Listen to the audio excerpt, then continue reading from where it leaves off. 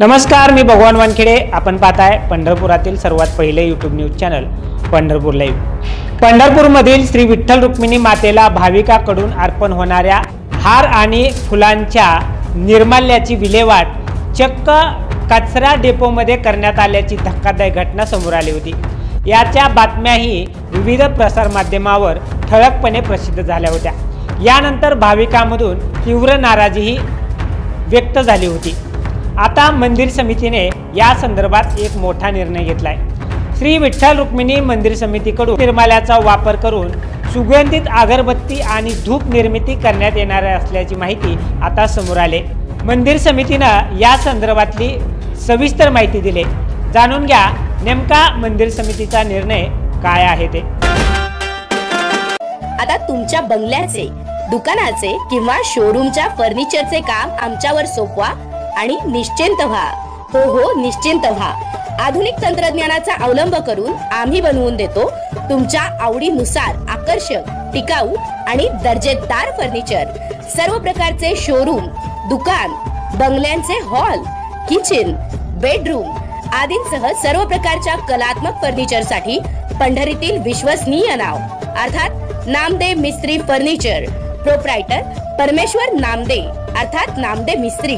संपर्क mobile number 99 60 17 35 10। धूप व अगरबत्ती तयार करून भाविकांना उपलब्ध करून देण्याचा निर्णय मंदिर समितीने यापूर्वीच घेतला असून यासाठी श्री ऋषिकेश भट्टड प्रभो अरोमॅटिक्स पंढरपूर यांचा प्रस्ताव मंजूर करण्यात आला आहे।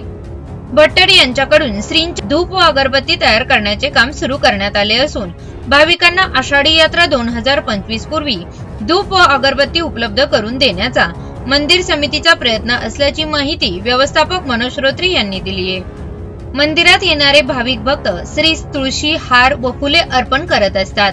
अर्पण केलेल्या फुलहारांपासून धूप व अगरबत्ती तयार करण्यासाठी यापूर्वी थर्ड वेव्ह टेक्नॉलॉजी पुणे यांचा प्रस्ताव मंजूर करण्यात आला होता।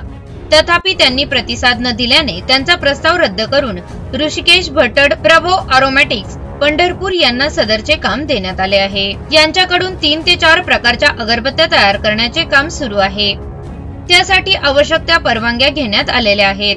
त्यामध्ये श्री संत ज्ञानेश्वर दर्शन मंडप व श्री संत तुकाराम भवन येथे लवकरच स्टॉलद्वारे अल्प देणगी मूल्य आकारून भाविकांना धूप व अगरबत्ती उपलब्ध करून देण्यात येत आहे। त्याबाबतची कार्यवाही अंतिम टप्प्यात आहे। त्याची जबाबदारी अनुभवी विभाग प्रमुख पृथ्वीराज राऊत यांना देण्यात आली आहे।